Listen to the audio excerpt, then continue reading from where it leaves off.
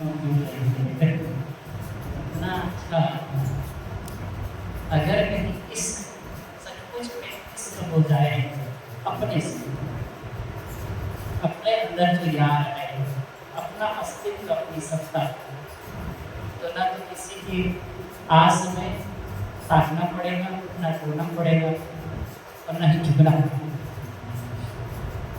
आए अब एक हमारे बीच में साधु सुमन साहब हैं, आपसे भी एक भजन और थोड़े विचार, और मैं निवेदन करना चाहूँगा जो भी वक्ता लोगों को देंगे, कबीर साहेब के इर्द ही आपके विचार हों। आज कबीर जयंती निमित्त प्रोग्राम है, तो कबीर साहेब के व्यक्तित्व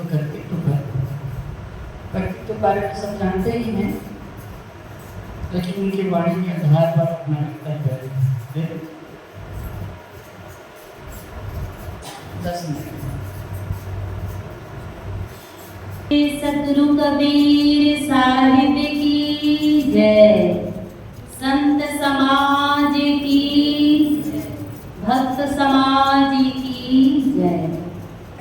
जो सज्जन माता बहने नीचे हैं और जो काम में न लगे हों, सबसे निवेदन है कि सब लोग यहाँ ऊपर आ जाएं।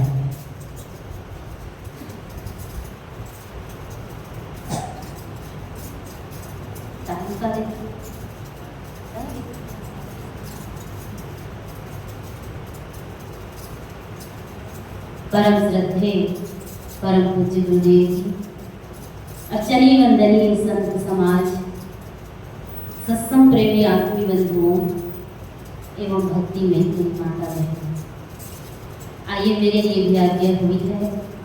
आज्ञा पाना पहले सतगुरु कबीर साहब जी का एक भजन प्रस्तुत है, फिर 2 शब्द विचार होंगे।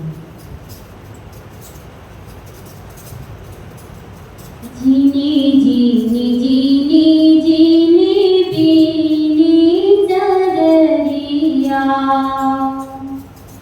जीनी जीनी जीनी जीनी बीनी जगरिया, काहे के ताना काहे के भरनी, काहे के ताना काहे के भरनी, सुषमन तारे से बीनी जगरिया,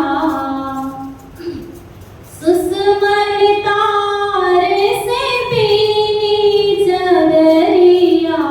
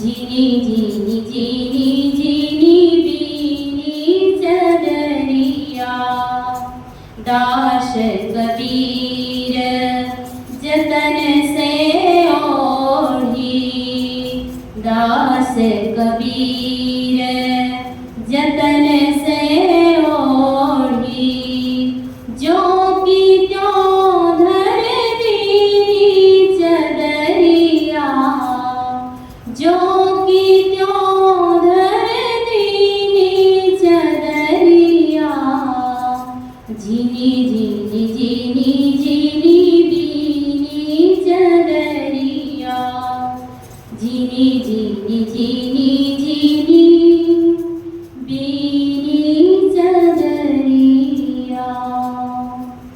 बोलिए सतगुरुदेव की।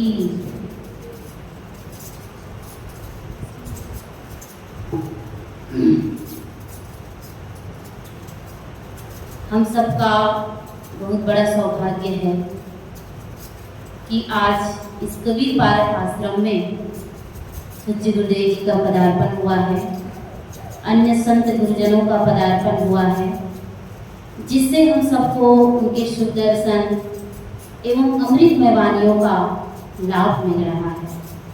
ये बड़े ही सौभाग्य की बात है।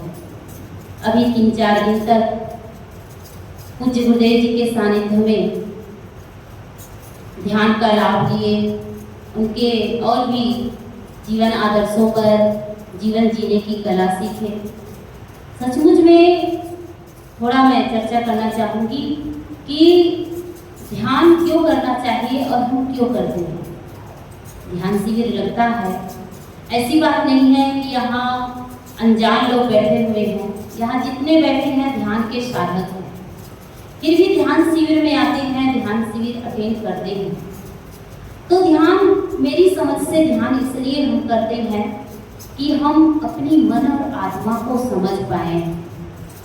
हम इतना तो सुन लेते हैं कि मैं कौन हूँ, मैं शुद्ध चेतन आत्मा हूँ, लेकिन उस आत्मा की गहराई में कोई बिरले बिरले व्यक्ति ही जा पाता है। तो उस गहराई को छूने के लिए, उसका और अनुभव करने के लिए, अपनी आत्मा को समझने के लिए हम ऐसे ध्यान शिविर में आते हैं और ध्यान करते हैं। तो ध्यान, अभी मैं बताई कि ध्यान इसीलिए करते हैं कि हम अपने आप को समझ सके, जान सके। इसलिए निरंतर ध्यान करते रहना है और अपने आत्मा को समझते हुए, अपने को समझते हुए अपने मानव जीवन को सार्थक करना है। और आज सद्गुरु कबीर साहब की पावन जयंती भी मनाई जा रही है। ऐसे सद्गुरु कबीर साहब की महिमा, उनका बखान इन शब्दों से नहीं किया जा सकता।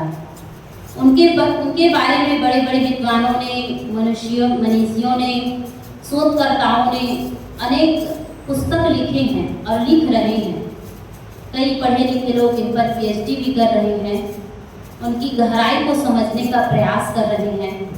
निश्चित है सद्गुरु कबीर साहब जी का जीवन तो अथाह सागर है, जो जितनी गहराई पर जाते जाएंगे उनको उतना ही ज्ञान, उतनी ही मोती मिलती जाएगी।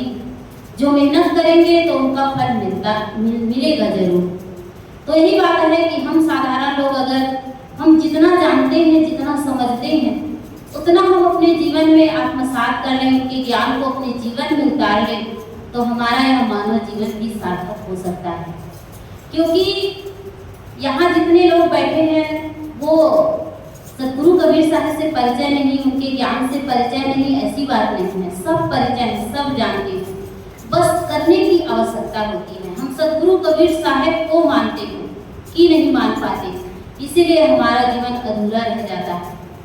जीवन बीतते चले जाते हैं लेकिन मन में शांति नहीं, मन में संतुष्टि नहीं आ पाती है। तो यही कारण है कि हम ज्ञान को केवल सुनते हैं, उसे जीते नहीं। इसलिए आज से एक नया संकल्प का दिन है। ऐसी बात नहीं कि कोई भी जयंती, कोई गुरु पूर्णिमा मनाया जाता है तो खीर पूरी खाने के लिए नहीं मनाया जाता, बल्कि ज्ञान की बातों को सुनकर के कुछ थोड़ा ही सही, एक कदम ही सही चलने के लिए ऐसी जयंती मनाई जाती है। तो जितना हम जानते हैं उतना अपने जीवन में उतार लें सतगुरु कबीर साहब जी अपनी बहुत ही सरल साखी में कहते हैं, सपड़ो दुर्मति दूर करो, अच्छा जन्म बनाओ, काग गवन गति छाड़ के हंस गवन चलाओ। बस इतनी सरल साखी को अपने जीवन में उतार लेंगे तो हमारा यह जीवन सार्थक हो जाएगा। इन्हीं शब्दों के साथ संत सम्राट सतगुरु कबीर साहब जी के चरणों में कोटि कोटि नमन करते हुए मैं अपनी वाणी को विराम करती हूँ। बोलिए सतगुरुदेव की। मंगलमय संत समाज, आत्मीय प्रिय भक्त सज्जनों, माताओं तथा बहनों,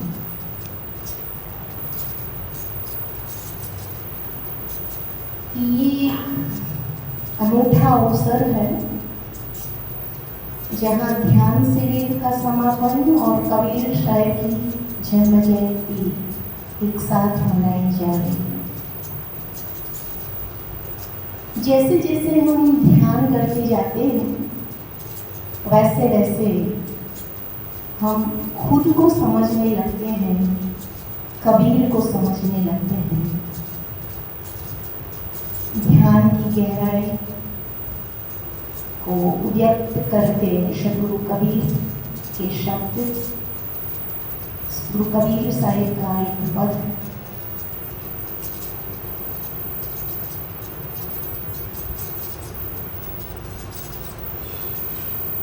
क्यों बोले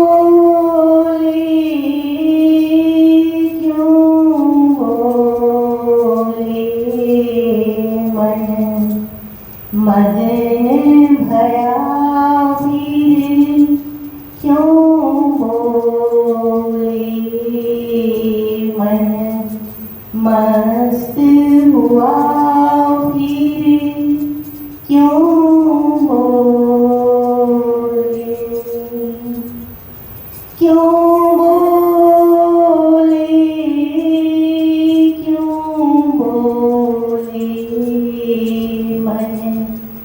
मदन भया फिर, क्यों बोले हंसा पायो मान सरोवर, मान सरोवर, मान सरोवर, हंसा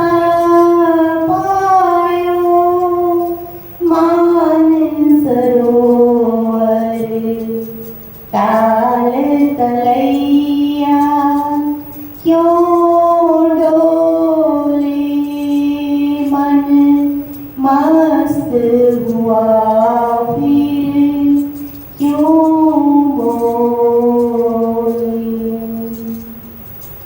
हीरा पायो गांठ गठियायो, हीरा पायो गांठ गठियायो, बारे बारे वाको क्यों खोले मन मगन भया फिर, क्यों बोले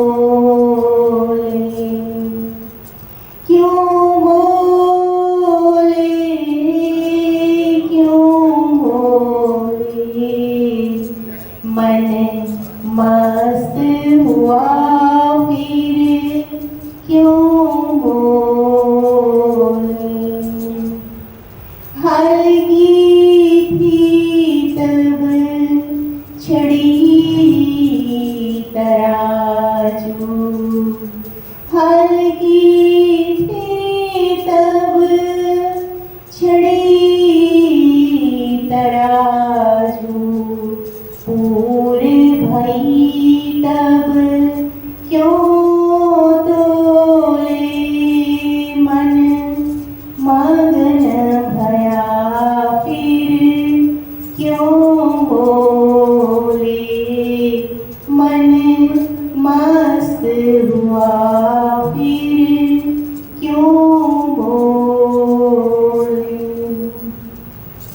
सूरत कलारी मतवारी सूरत कलारी भई मतवारी मदिरा पी गई बिन तोले मन मगन भया फिर क्यों बोले तेरा साहिब है घट भीतर तेरा साहिब है घट भीतर बाहर है ना क्यों खोले मन मगन भया फिर क्यों बोले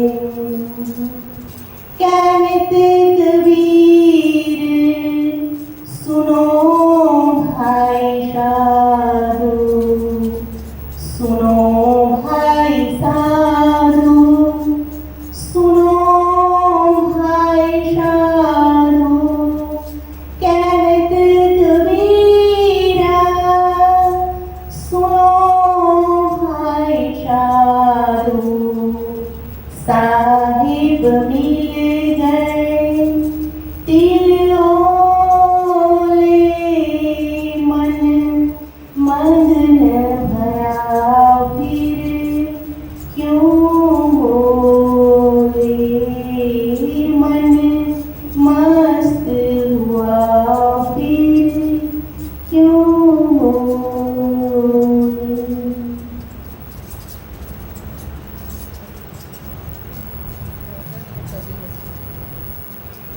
गुरु कबीर साहिब की जन्म जयंती।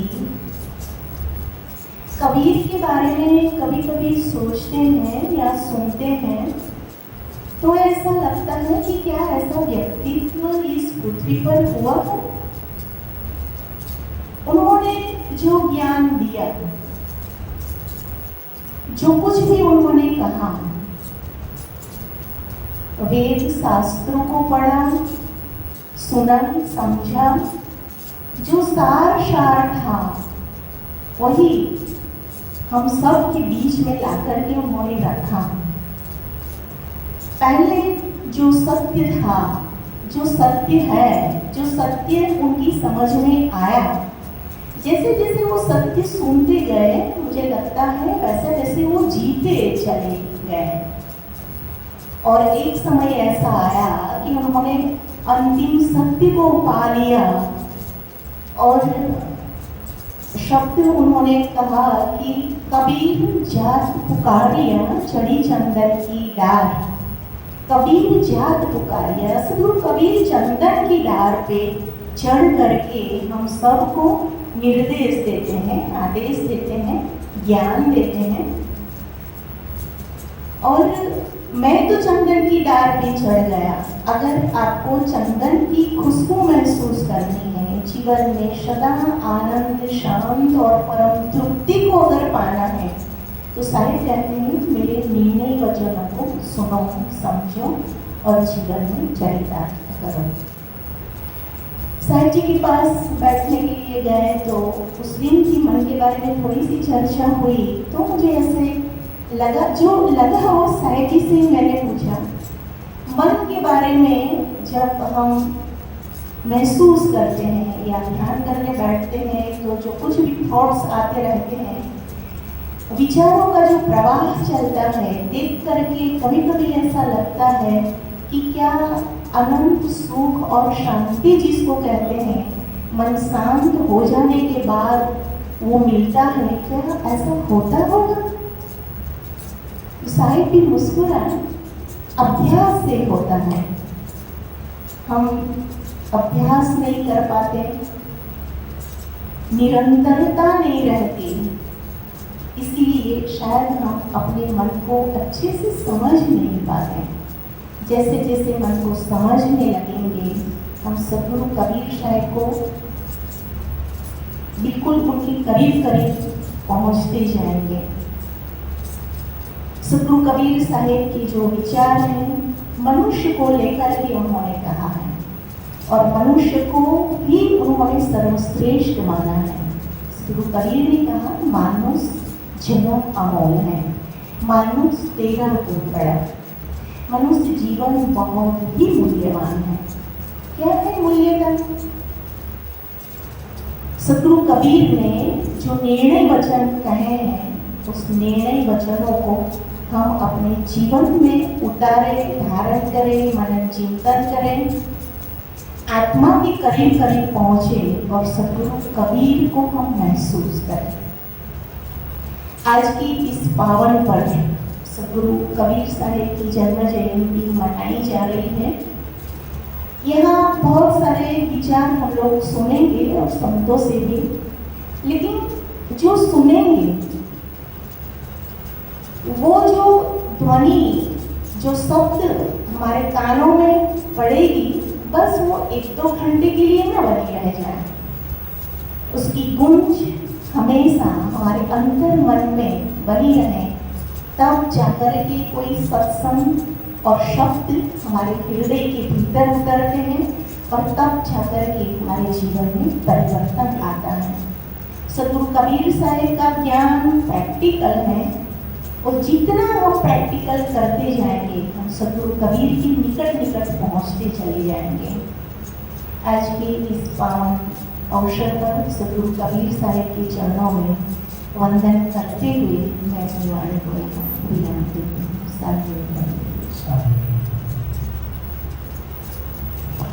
तर्क वितर्क और निर्णय इसी पर इसकी आवश्यकता है, लेकिन एक बार समझ लिए, जान लिए, आगे बढ़ करके आगे बढ़, फिर उसके बाद में उसकी आवश्यकता नहीं रह जाती। हाँ, साधनात्मक बातें जीवन भर के लिए चाहिए। साधु कहाँ तक है करे जिधर तक पिंजर साध, कबीर साहिब की साथी है। सती लहर भर देख है, सुर लहर भर चार, और साधु लहर है जन्म भर मरे विचार। तो साधनात्मक जीवन जो कबीर साहिब का था और जो जिस पर उन्होंने उदात्त विचार समाज में रखा, उसको उतना नहीं छुपा जाता। चर्चा करेंगे। मैं निवेदन करता हूँ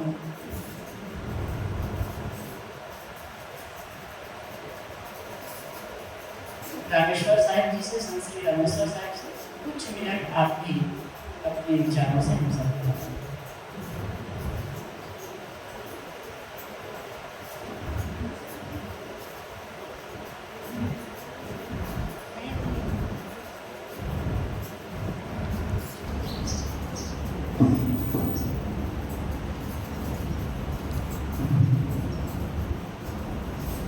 बोलिए सदगुरु कबीर साहेब की जय।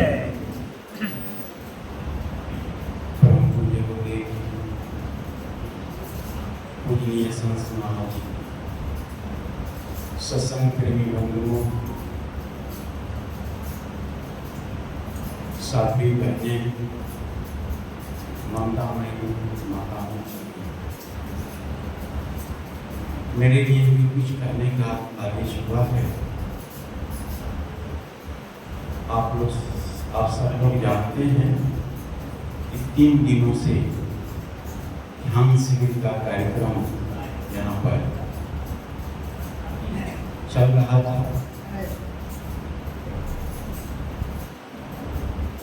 आज बड़ा ही सुंदर अवसर है और ये बहुत ही महत्वपूर्ण ये सत्र है। ये सत्र का 2 विषय है, एक का आगमन तो दूसरे का प्रस्थान। यानी ध्यान शिविर का ये समापन सत्र है और कबीर जयंती का आयोजन सब है, दोनों है। एक आ रहा है, एक जा रहा है। आज ये जो सभा है, हम लोग कबीर जयंती के रूप में ये आयोजित सभा है। आज इसी पर कुछ कहने के लिए मेरे लिए भी आदेश हुआ है। जिस महापुरुष की जयंती मनाने के लिए हम लोग यहाँ एकत्र हुए हैं, उस महापुरुष के विषय में सब लोग कुछ न कुछ जानते हैं। एक होता है जयंती, सबकी जयंती नहीं मनाई जाती। हाँ, जन्मदिन मनाया जाता है सबका। इन दोनों में बड़ा फर्क है।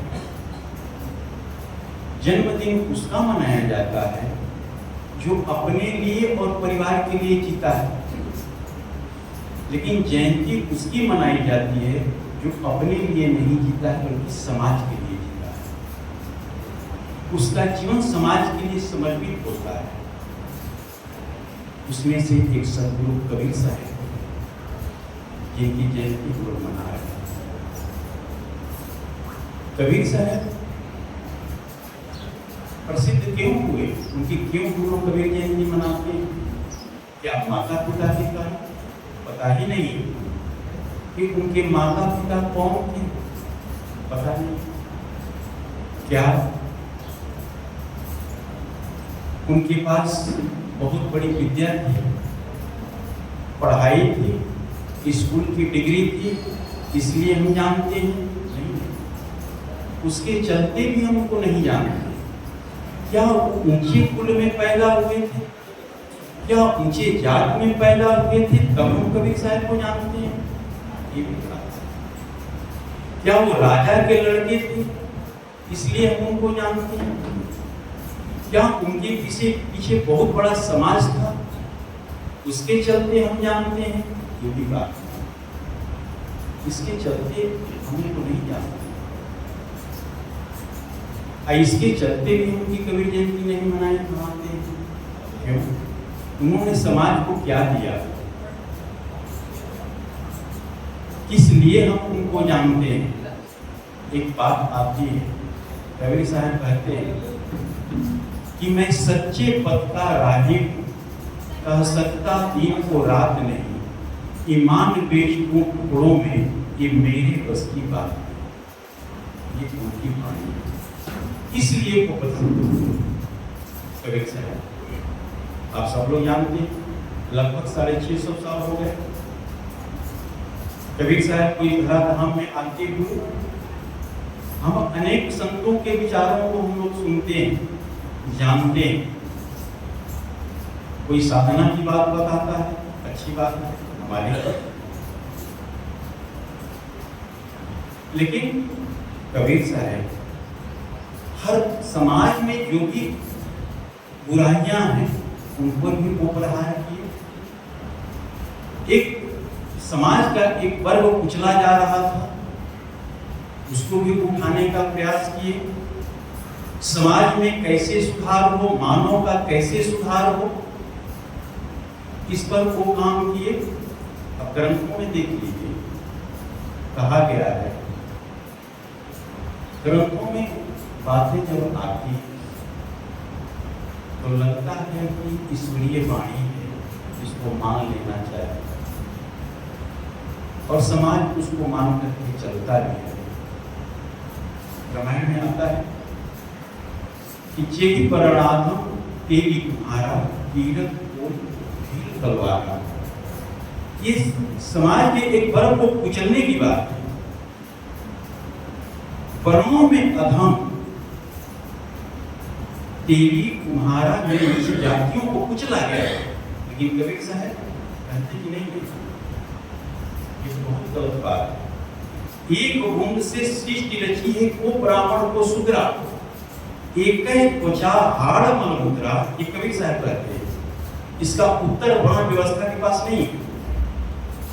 एक त्वचा हाड़ मल मुद्रा, एक रुधिर एक दूता, एक होम से सृष्टि रची है, वो ब्राह्मण को शूद्र, एक कबीर साहब की वाणी है।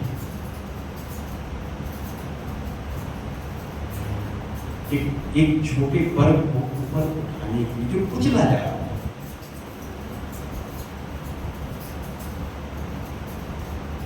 इसलिए कबीर साहब को संतों में संत शिरोमणि कहा गया।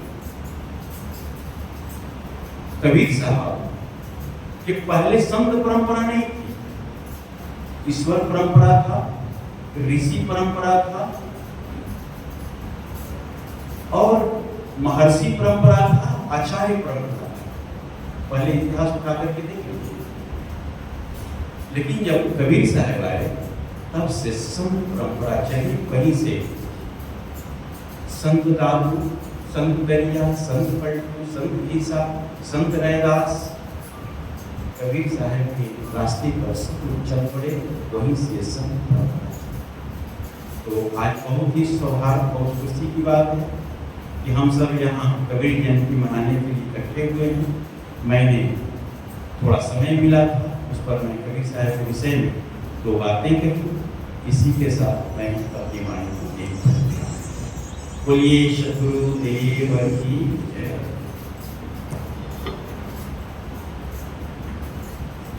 बोलिए सद्गुरुदेव की जय।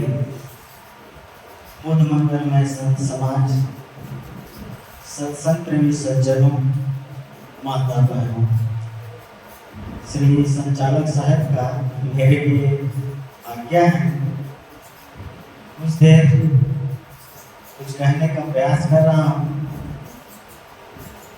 जिसकी आज जयंती मना रहे हैं, जिसकी मतलब कबीर साहब, कबीर साहब की हम लोग आज जयंती मना रहे हैं। वे कबीर साहब आपके गुजरात में 4 बार आए हैं। कितने बार? 4 बार। उनकी जब जीवन यात्रा को देखेंगे तो 4 बार गुजरात आए हैं, ऐसा मिलता है। मिलता क्या है? सही है। सूरत में आए हैं, जहाँ श्री निर्वाण साहब जी ने उनका स्वागत किया था, सत्संग किया था। और इधर जो भरूच है, भरूच कहते हैं, भरूच में जो वट वृक्ष है उसका नाम तो कबीर वट ही रखा गया है। वहाँ तत्व और जीवा नाम के 2 ब्राह्मण बंधु रहते थे, तो वहाँ पर भी आए हैं और कबीर साहब के नाम से कबीर वट रखा गया है। और उन्हीं की ही वजह से आपके गुजरात में हम लोग भी आते हैं, लगता है। कबीर साहब ने ये रास्ता बना दिया है, इसलिए आप लोगों से ये मुलाकात हो रही है। आप सब कैसे हैं? क्यों छो? ठीक है। हाँ, उन्हीं की देन है जो आप लोगों से ये मुलाकात हो रही है। आपस में जो बैठ करके कबीर साहब की जो चर्चा हो रही है, उन्हीं के बनाए हुए रास्ते हैं ये। इसलिए कबीर साहब 4 बार आए। हम लोगों को तो आप लोग कई बार बुलाते रहते हैं, आते रहते हैं संत लोग।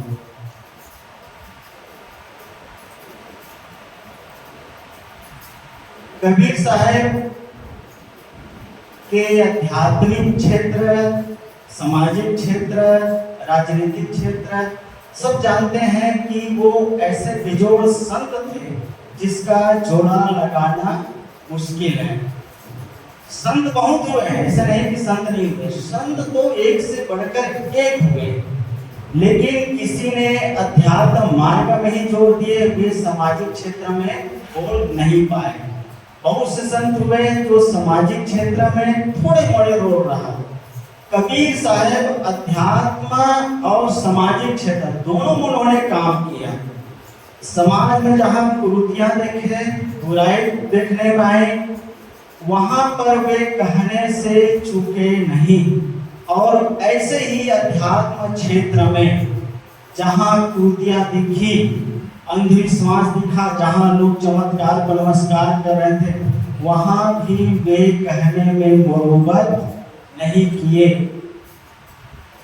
महाराष्ट्र के एक विद्वान हुए हैं डॉक्टर वेद प्रकाश। डॉक्टर वेद प्रकाश जी लिखते हैं कबीर साहब के लिए कि भारतीय संविधान में कबीर साहब है और कबीर के संविधान में भारतीय है। कबीर साहब भारतीय संविधान में है और भारतीय संविधान में कबीर साहब है। ये जो आज चल रहे हैं लोक धर्म, ये जो लोक धर्म चल रहे हैं वो कबीर साहब के ही लोक धर्म है। ये जो आपके लोकसभा में, विधानसभा में चाहे जिस भी वर्ण व्यवस्था के पक्षधर आदि बैठे हो, लेकिन वे मजबूर हैं कबीर साहब के लोक धर्म के अनुसार कानून बनाने में। आज किसी भी क्षेत्र में आप देख सकते हैं साहब कि सभी को समान अधिकार है, चाहे वो जिस जाति वर्ण व्यवस्था के लोग हो। और उसी के दिन है कि हम लोग भी आज जहां तहां भी बात रखते हैं, बोल पाते हैं, बैठते हैं, उड़ते हैं और सभी जगह आज उनका भी जिस जाति को छोटे से छोटे जाति के ऊंचे ऊंचे पद में आज विराजमान है। चाहे कबीर साहब का नाम आता हो या ना आता हो, लेकिन ये कबीर साहब के ही देन है। तो आज कबीर साहब का लोक धर्म चल रहा है। उनका अभी हमारे संग का मानव अधिकार, समानता का अधिकार आज सबको प्राप्त है। आज कोई भी किसी भी पद में अपने पुरुषार्थ मेहनत के बल पर जा सकते हैं। दूसरी बात, अध्यात्म क्षेत्र। अध्यात्म क्षेत्र में जो क्लासिफर लोग होते हैं, बैठते हैं ना, तो बड़ी अजीब अजीब ढंग से डिस्कस चलता रहता है, मतलब बहस चलता रहता है। जैसे आपके लोकसभा विधानसभा में बहस चलता है ना, कोई किसी को ठीक कहता है, कोई किसी के, अरे हम ही लोग जब आपस में बैठे रहते हैं, कोई कहते हैं ना कि मोदी ये किया, योगी ये किया, वो किया, ये किया, उसने ठीक नहीं किया। वैसे ही जो फिलासफर लोग, दार्शनिक लोग जब बैठते हैं ना, तब बड़ी अजीब अजीब से डिस्कस चलता रहता है, बड़े विवाद और बड़े इंटरेस्टिंग, बड़ा मनोरंजक टाइप से चलता रहता है। एक विद्वान हुए हैं होम नाम के। होम नाम के विद्वान ने कहा कि लोग कहते हैं आत्मा आत्मा आत्मा आत्मा की बात करते हैं। मैंने आत्मा को झांक करके देखा, बहुत खोजने की कोशिश किया, अंदर बाहर सब तरफ झांका, लेकिन मुझे आत्मा कहीं मिली नहीं। तो जो विरोधी पार्टी के जो दार्शनिक लोग बैठे थे ना, वो लोग कहते हैं अच्छा आप अंदर बाहर सब जगह झांके, हाँ मैंने बहुत खोजा लेकिन आत्मा नहीं मिली। विरोधियों ने कहा कि जो झांक रहा था वो कौन था? जो झांक रहा था वो कौन था? अरे झांकने वाला ही तो आत्मा है, लेकिन इसका ज्ञान साहब सबको नहीं होता है, सबको नहीं होता है। इसके लिए पारखी गुरु चाहिए। पारखी गुरु, गुरु तो बहुत है, गुरु के तो भीड़ लगी है, लेकिन जो पारखी गुरु होते हैं वो कभी कभी होते हैं, जैसे नानक हुए, बुद्ध हुए, महावीर हुए, कबीर साहब हुए, ऐसे संत तो कभी कभी होते हैं जो ये सच्चाई को रखते हैं और एक ही बात करते हैं। कोई कहता है आत्मा, कोई कहता है परमात्मा, कोई कहता है ईश्वर, ईश्वर जीवन से नहीं। कबीर साहब की एक ही वाणी है, जितने बोलते, कहते, सुनते, धरते हैं, उसके केंद्र में है मानव। मानव ने आत्मा, आत्मा मूल है। हमारे साहब ने कहा ना कि कबीर साहब का इष्ट सबका इष्ट होता है, सब महापुरुष का इष्ट है। कबीर साहब का ऐसा बाहर देखेंगे कोई इष्ट नहीं मिलता है। रामानंद, स्वामी रामानंद को गुरु कहते हैं कि स्वामी रामानंद के सिद्धांत में और कबीर साहब के सिद्धांत में जमीन और आसमान का अंतर है। जो उनका नाम था स्वामी रामानंद का और कबीर का नाम था, उसमें बहुत अंतर है। स्वामी रामानंद अयोध्याधीश राम को मानते थे, कबीर साहब जो सबके दिल में बसते हैं उस राम को मानते हैं, माने आत्मा को मानते हैं। कबीर साहब के कहने सुनने के मूल में है, केंद्र में आत्मा। आत्मा जीव रूप एक अंतर्वासा, अंतर ज्योति किन्ह प्रकाशा। जो प्रकाशित हो रहा है, ये जो बोल रहा है, देख रहा है, सुन रहा है, खा रहा है, पी रहा है, यश नो कर रहा है, उसके मूल में कौन है? आत्मा है। आत्मा को पकड़ना है, आत्मा को जानना है। एक आदमी था, डॉक्टर के पास गया, उसने कहा डॉक्टर से, डॉक्टर साहब मेरे बदन में हर जगह दर्द है, जहां उंगली लगाता हूँ वहां दर्द है, वहां दर्द है। डॉक्टर ने चेकअप किया, घंटों घंटों चेकअप किया, एक से मशीन लगाया, लेकिन उसके बदन में कहीं फाल्ट मिला ही नहीं। उसने कहा कि कहीं तो फाल्ट मिलता नहीं है। डॉक्टर साहब जहां उंगली लगाता हूँ वहीं दर्द महसूस होता है। डॉक्टर ने उंगली उसका चेक किया तो उंगली डैमेज था, उंगली, बदन डैमेज नहीं था, उंगली डैमेज। और उस उंगली को जहां आप लगाओगे दर्द होगा कि नहीं होगा। ये जो शरीर में जो चमक रहा है ना, शरीर जिसकी वजह से चमक रहा है, जो बोल रहा है, जो हम इतरा के चलते हैं, अच्छा पूरा काम करते हैं, इसके वजह से, आत्मा की वजह से ये शरीर जो प्रकाशित हो, जीव रूप एक अंतर भाषा अंतर ज्योति की न प्रकाशा। ये अंदर में जो ज्योति है वो आत्मा है, उसी को समझने से वही मूल है। मूल कहते काम है दैवत परम का। बात भटकने की जरूरत है, इस पर और भी हमारे संतों से विचार सुनेंगे। मेरा समय तो ज्यादा भी हो गया। बोलिए सदगुरु देव की।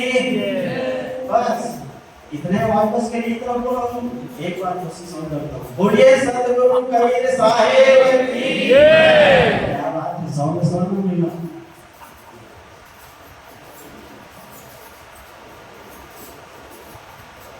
हमारे साथी सौमित्र साहब चुपके से रहते हैं, लेकिन बोलते मुझे अच्छे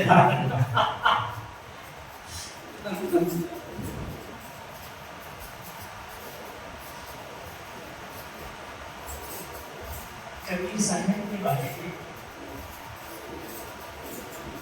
अनेक संतों ने अनेक ढंग से विचार किया।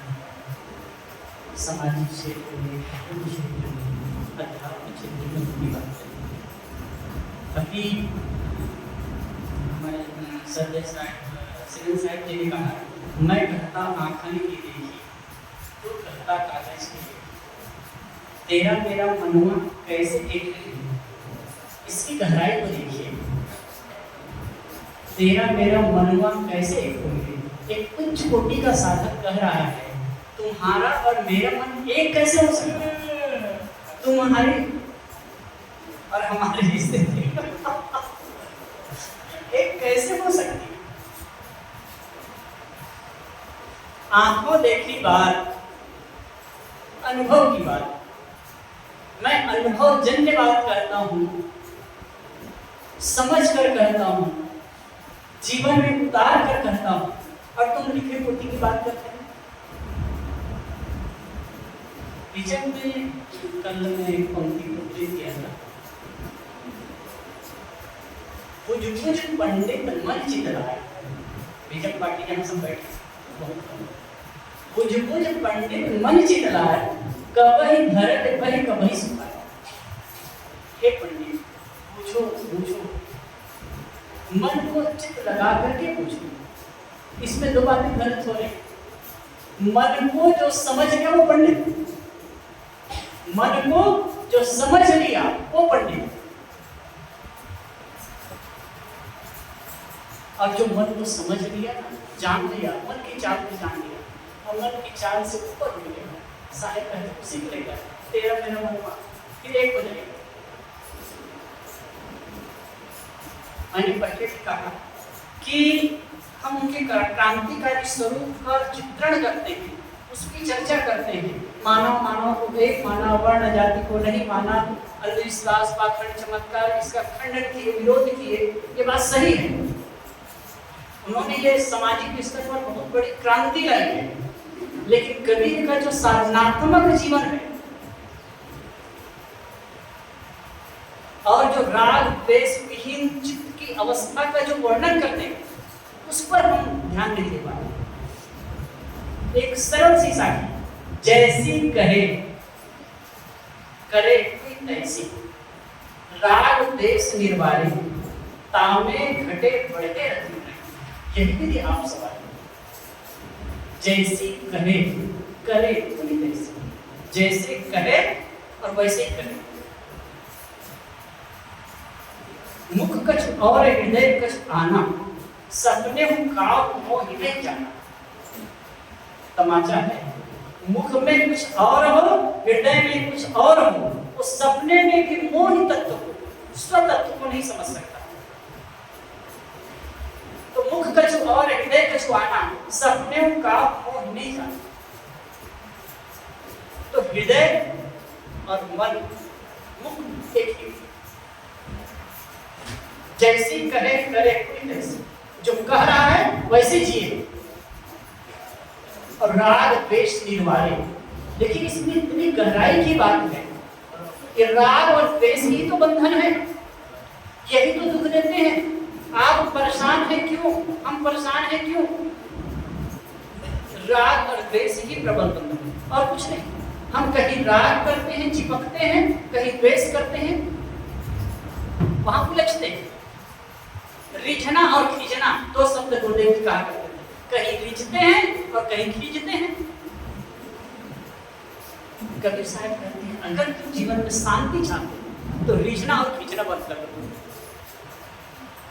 रिझना और खींचना बंद कर दो, कहीं रिझो मत, कहीं खींचो मत। अब ये कब हो सकता है? ये कब हो सकता है? जब अपनी गरिमा और महिमा को समझना है, अपने आप को समझे, अंतर ज्योत को समझे, अपने अस्तित्व को समझे। जो कुछ भी मेरा है, जो मानता हूं, अद्भुत बात है इस संसार की, जो मेरा नहीं है, जो मैं नहीं हूं, उसी के लिए अहम और ममत्व होगा। उसी के लिए रात दिन हम बड़े रास्ते उलझते रहते। तो क्या कह रहे हैं? जैसी कहे करे कोई तैसी, राग द्वेष निर्वारे, तामे घटे बढ़ेगा क्यों नहीं, उसमें घटता जाए। राग घटे द्वेष घटे, बढ़े मत। यही विधि आप संभाले, इस प्रकार अपने आप को संभाले।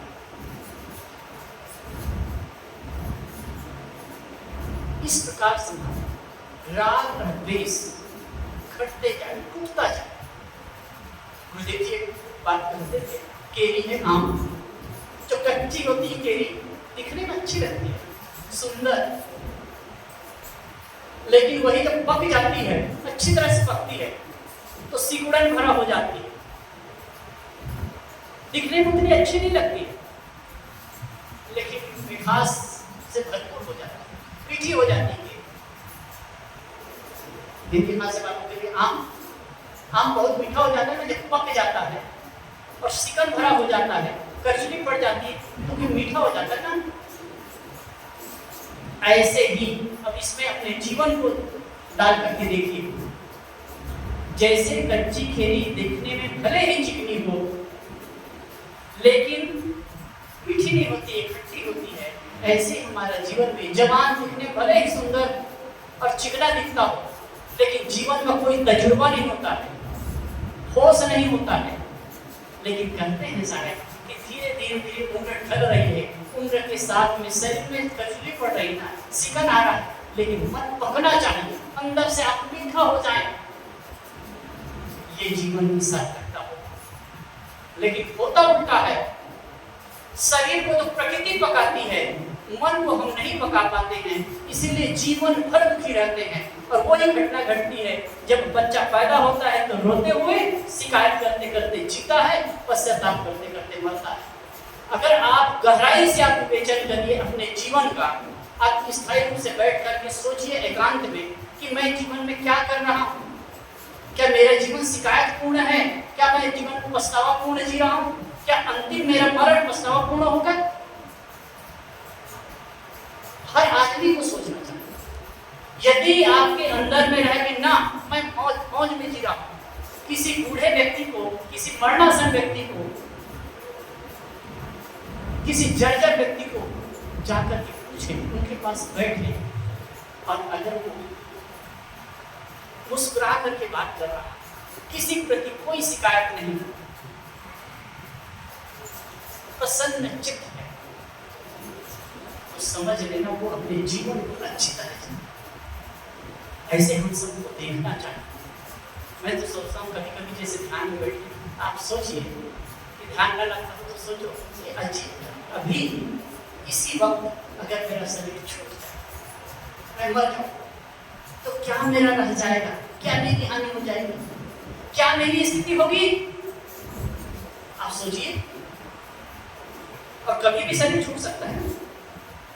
अगर इसी क्षण मेरा शरीर छूट जाए, मैं मर जाऊं, तो मेरी क्या स्थिति होगी, मेरी मनस्थिति क्या होनी चाहिए?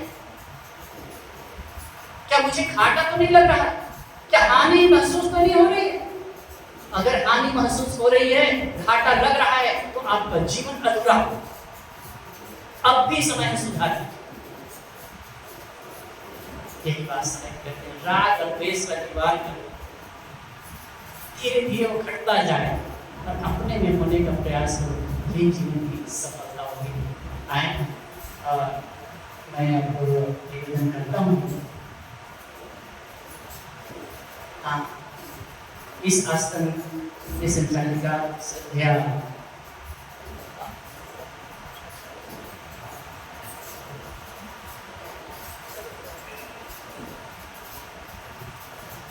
हम उसके पहले श्रद्धेय संत श्री गुरुदेव साहब जी से निवेदन करता हूँ कि आप भी कुछ मिनट अपने सुंदर विचारों से हम सबको लाभान्वित करें। श्रद्धेय संत श्री गुरुदेव साहब इलाहाबाद प्रयागराज से पधारे हुए हैं।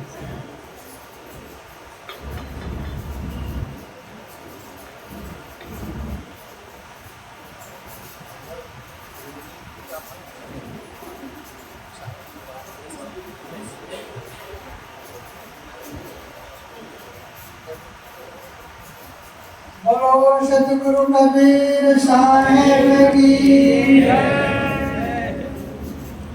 परम पूज्य श्री साहेब जी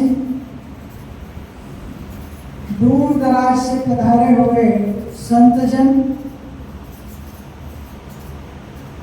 सत्संग प्रेमी, धर्म प्रेमी सज्जनों एवं श्रद्धामती देवियों, आज हम लोग यहाँ पर एकत्र हुए हैं। ध्यान शिविर जो चल रहा था उसका समापन और सतगुरु कबीर साहब के 617वीं जयंती के अवसर पर यह आयोजित कार्यक्रम हो रहा है। सतगुरु कबीर साहब को 5-7 मिनट में समझना बहुत कठिन काम है। उनका आयाम इतना लंबा चौड़ा है कि थोड़ा में तो समझ ही नहीं पड़ता है।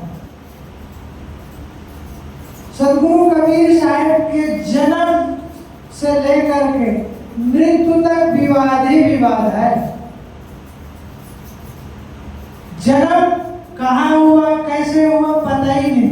सतगुरु व्यास साहब ने लिखा, किस आंचल में जन्म लिया तुम कोई पता नहीं पाया। पालन पोषण हुआ जहाँ पर पर्ण फूटी थी छाया, कहाँ पैदा हुआ पता नहीं। मृत्यु के बाद भी मगहर में शरीर छूटा ऐसा कहा जाता है। उनके शरीर का क्या स्थिति हुई वो सब भी पता नहीं है, लेकिन उनका ज्ञान बिल्कुल क्लियर है। कौन सा ज्ञान उन्होंने दिया? सतगुरु कबीर साहब का शादी ब्याह के विषय में भी कोई निश्चित पता नहीं चलता। कुछ लोग कुछ मानते हैं, कुछ लोग कुछ मानते हैं। सतगुरु कबीर साहब के विषय में तो इतना पता है कि वे समाज के प्रति सामाजिक दृष्टिकोण उनका एक है। वो मनुष्य को मनुष्य की दृष्टि से देखते हैं।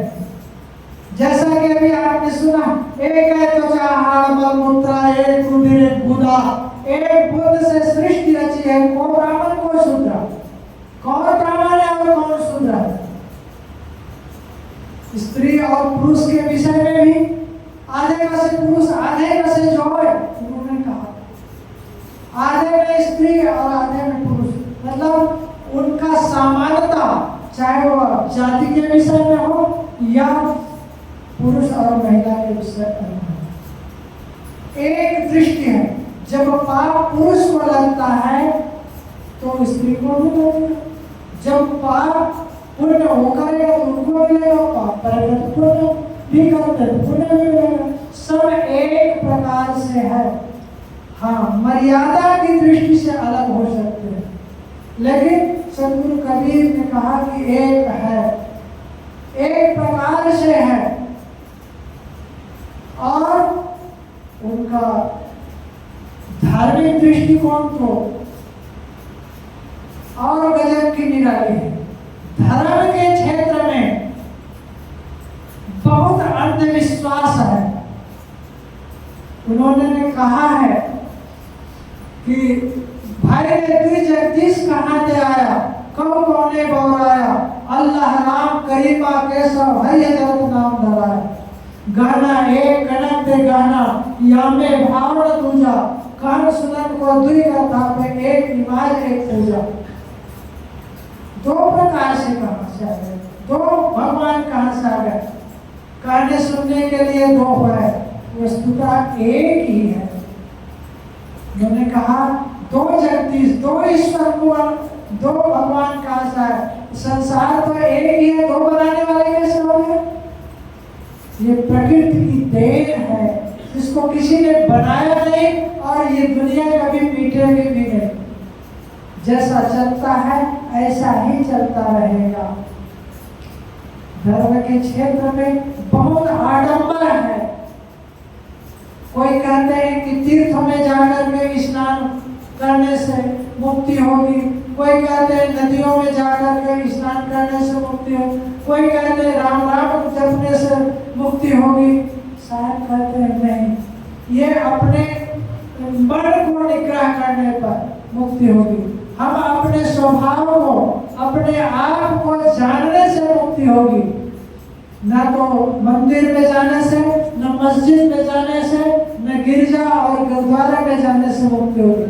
जाना मना नहीं कर रहा हूँ मैं, सदगुरु कबीर जाना नहीं मना करते, लेकिन जा करके वहाँ आप अपने विचारों को श्रेष्ठता दें, अपने जीवन को सुधारें, इससे मुक्ति होगी। और बहुत से उनके आयाम है जिनको कहने का समय नहीं है। आप इतना ही समझ लें, सदगुरु कबीर साहब कहते हैं कि मैं सच्चे पथ का राही हूँ। उन्होंने कहा नहीं पर उस पर सहमत है, मैं सच्चे पथ का राही हूँ, कर सकता दिन को रात नहीं, ईमान बेच दूं टुकड़ों पे, अब मेरे बस की बात नहीं। वो ये कहीं भी झुकना नहीं जानते हो।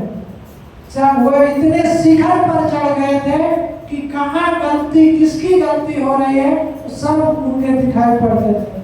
कबीर जात पुकारिया चढ़ी चंदन की डार, बाट लगाए ना लगे भूमिका ले धर्मा। कबीर साहब को जानने के लिए उनकी पुस्तकें पढ़िए, उनके विचारों को सुनिए। आप नहीं पढ़ सकते हैं तो उनके विचार आजकल यूट्यूब में, फेसबुक में बहुत सारे संत गुरुजनों द्वारा दिए गए और सरल से सरल साहित्य उनके उपलब्ध है। आप उनसे लाभ लीजिए। निश्चित है आप सदगुरु कबीर साहब को आत्मसात करेंगे। इन्हीं शब्दों के साथ मैं उनके जयंती के अवसर पर श्रद्धांजलि अर्पित करते हुए अपनी वाणी को विराम देता हूँ। बोलिए सदगुरुदेव की जय। बहुत सुंदर विचार श्रद्धे संत द्वारा कर रहे थे।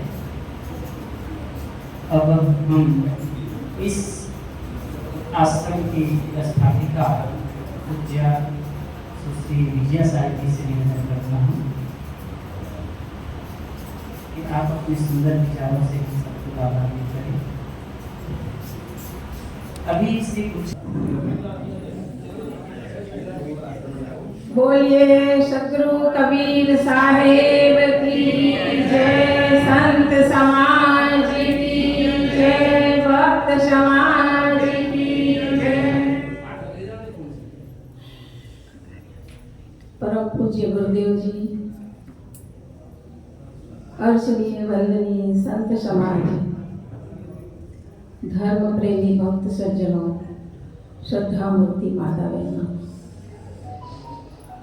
આજનો આ પ્રોગ્રામ ધ્યાન શિબિરનું સમાપન, સાથે સાથે સદગુરુ કબીર સાહેબની જયંતિ, એ પ્રસંગે આપણે બધા ભેગા થયા છીએ. ઘણા સંતોના, અમારે સાથી બહેનોના પણ વિચારો સાંભળ્યા. સદગુરુ કબીર સાહેબ के विषय में હમણાં જ બતાવતા હતા કે એમના જન્મના વિષયમાં પણ વિવાદ છે. બહુ પ્રકારની માન્યતાઓ છે, પણ જન્મથી કોઈ મહાન નથી હોતું. એમનું જીવન, એમનું કર્તવ્ય, એમનું વ્યક્તિત્વ એવું મહાન હતું કે સદગુરુ કબીર સાહેબના વિચારો આજ સમાજમાં પ્રાસંગિક એટલા બધા છે અને સાથે સાથે કાનૂન પણ બની ગયું છે એમના વિચારના આધારે. સદગુરુ કબીર સાહેબનો વ્યવહારિક પક્ષ આપણે જાણીએ છીએ કે કઈ રીતે વ્યક્તિએ જીવનમાં વાણીનો ઉપયોગ કરવાનો, વ્યવહાર કઈ રીતે કરવાનો, એમની નાની નાની સાખી દોહામાં આપણને સમજાવે સાહેબ. बोल तो अमोल है जो कोई बोले जान, ये तराजू तोल के तब मुख बाहर. साहब के છે હૃદય રૂપી તરાજુ પર તોલી અને પછી વ્યક્તિ બોલે તો એ ક્યારેય ખોટું નહીં બોલે, વ્યંગ વચન નહીં બોલે, કટુ વચન નહીં બોલે અને એમનું જીવન, એમનો વ્યવહાર ક્યારેય બગડે નહીં. તો હૃદય રૂપી તરાજવા પર તોલીને બોલવાનો અર્થ એ કે હું જે બોલવા જઈ રહ્યો છું કે બોલવા જઈ રહી છું એ સાંભળનાર વ્યક્તિના જીવનમાં કેવો પ્રભાવ પડશે, તો વ્યક્તિ પોતાની વાણીમાં સુધાર કરી શકે. શબ્દ સંભારે બોલીએ, શબ્દ કે હાથ ન પાવ, એક શબ્દ ઔષધ કરે, એક શબ્દ કરે. દેખો એટલી સરળ ભાષામાં સદગુરુ કબીર સાહેબ આપણને સમજાવે કે શબ્દોને કોઈ હાથ પગ નથી હોતો, પણ હૃદયમાં એવી વાગે ચોટ કે શરીર પર કોઈ ઘા પડે તો થોડા સમયમાં એ મટી શકે, પણ એ વાણીનો ઘા જલ્દી મટતો નથી. એટલે વ્યક્તિએ બોલતા પહેલા ખૂબ વિચાર કરવો. આજે સંસારમાં જોઈએ તો પરિવારમાં જે પણ કંઈક સભ્યો છે, ભાઈ બહેન હોય, પિતા પુત્ર હોય, દેરાણી જેઠાણી હોય કે સાસુ વહુ હોય, એમના સંબંધો, એમનો વ્યવહાર બગડવામાં મુખ્ય કારણ શું છે? વાણીનો દુરુપયોગ છે. આટલું મોટું મહાભારત થવાનું કારણ શું? દ્રૌપદી શું બોલેલા? અંધે કે અંધે બોલે. તો આપણે વાણીનો પ્રયોગ કઈ રીતે કરવો એ પણ આપણે સદગુરુ કબીર સાહેબના વિચારો દ્વારા, એમની વાણી દ્વારા આપણને સમજાવવામાં આવે છે. એ જ રીતે કોઈ પણ પ્રકારના અંધવિશ્વાસ, ચમત્કાર, ખોટી માન્યતા, મિથ્યા મહિમા, અનેક પ્રકારની વાતો સદગુરુ કબીર સાહેબની વાણીમાં આપણને સમજવામાં આવે અને જો વ્યક્તિ એ પ્રમાણે જીવે તો એનો વ્યવહાર સારી રીતે થાય. અને બીજો પક્ષ છે આધ્યાત્મિક. ધર્મ જગતમાં પણ અનેક પ્રકારની માન્યતાઓ છે. સદગુરુ કબીર સાહેબ આપણને સમજાવે કે સંસારમાં બે વસ્તુ જ સત્ય છે, એક જળ અને એક ચેતન. જે પાંચ ભૌતિક તત્વો છે એનાથી આ શરીર બન્યું છે એ જળ સ્વરૂપ છે અને એમાં બોલનારો ચેતન છે. એ ચેતન સ્વરૂપ, એના સિવાય સંસારમાં ત્રીજી કોઈ શક્તિ નથી. પણ અનેક પ્રકારના મત, પંથ, સંપ્રદાય, અનેક પ્રકારના શાસ્ત્રોમાં એક એવી શક્તિની કલ્પના કરવામાં આવી અને વ્યક્તિ એના આધારે ઈચ્છે કે મારું કલ્યાણ થાય, પણ કદી કોઈ આપણું કલ્યાણ કરી શકે નહીં. આ જીવ પોતાના કર્મો લઈને અહીં આવ્યો છે અને કર્મ પ્રમાણે આગળ પણ જે કંઈ કરશે એ સાથે કર્મ લઈને જશે. બાકી જે કંઈક વસ્તુ આપણને આંખથી દેખાય છે એ કોઈ વસ્તુ સાથે જતું નથી. આપણે આયા પછી સંસારમાં જે કંઈ કમાયું હોય અને જે કંઈ ભેગું કર્યું હોય એમાંથી કશું જ સાથે જવાનું નથી, પણ એનો જે આપણે સદુપયોગ કરી લઈએ એના સંસ્કાર સાથે જતા હોય છે જે દેખાતા નથી. આપણે જાણીએ છીએ કે ખાલી હાથે આયા અને ખાલી હાથે જવાના, કશું કોઈ લઈને આવ્યું નથી. પણ બીજી તરફ જોઈએ તો આપણે કર્મ સંસ્કાર લઈને આવ્યા છે અને જ્યારે અહીંથી જઈશું તો શુભ અશુભ પાપ પુણ્ય સારું ખરાબ જે કંઈ કર્યું હશે એ કર્મો સાથે લઈને જઈશું. એટલે કર્મ કરતા પહેલા વ્યક્તિ સ્વતંત્ર છે, પણ કર્મ કરી લીધા પછી એનું ફળ ભોગવવામાં આપણે સ્વતંત્ર નથી. ભોગવવું જ પડે. કબીર કમાઈ આપની નિષ્ફળ કભી ન જાય, બોયા પેડ બબૂલ કા આમ કમાતે. આપણે આંબા વાવીએ તો જ કેરી મળે, પણ આપણે વાવીએ છીએ વાવડિયા અને ઈચ્છા રાખીએ કે કેરી મળે એ ક્યારેય સંભવ નથી. તો આપણને સદગુરુ કબીરના વિચારો સારી રીતે સમજવા હોય, એને જીવનમાં આચરિત કરવા હોય તો સમય સમયે સંતોનો સત્સંગ, એમનું સાહિત્ય, એનો આધાર લઈ અને આપણે જીવનમાં સાચું જ્ઞાન પ્રાપ્ત કરીએ તો ક્યાંય ભટકવાની જરૂર નથી. આપણે કોઈ ઈશ્વર પરમાત્મા કે દેવી દેવતા પર કલ્યાણ કરી શકવાના નથી. સાહેબ કે શિકાર બહિયા પર આપની ચાર વીરાની આસ, જાકે આંગન નદિયા બહે શોકસ મરે પિયા. તો જેવી રીતે વ્યવહારિક જગતમાં આપણે પોતે જ પુરુષાર્થ કરીએ છીએ અને આપણું જીવન ગુજર કરીએ છીએ, એ જ રીતે આધ્યાત્મિક જગતમાં પણ વ્યક્તિએ પોતે જ પોતાનું કલ્યાણ કરવું પડશે. કારણ કે જીવે પોતે જ બંધન બનાવ્યા છે, પોતે બંધનને ઓળખવા પડશે અને બંધનથી મુક્ત થવું પડશે. એના માટે જીવનમાં સેવા, સત્સંગ, સ્વાધ્યાય અને સાધના દ્વારા આપણે આ માનવ જીવનને સફળ બનાવી શકીશું. તો આજના આ પ્રસંગે સદગુરુ કબીર સાહેબની જયંતિ નિમિત્તે ભેગા થયા આપ સૌ આવ્યા, સૌનો બધાનો ખૂબ ખૂબ આભાર. અંતમાં સદગુરુના ચરણોમાં શ્રદ્ધા સુમન સમર્પિત કરી વાણીને વિરામ આપું છું. બોલો સદગુરુ દેવ કી જય. बहुत सुंदर विचार साहिब जी द्वारा सुने.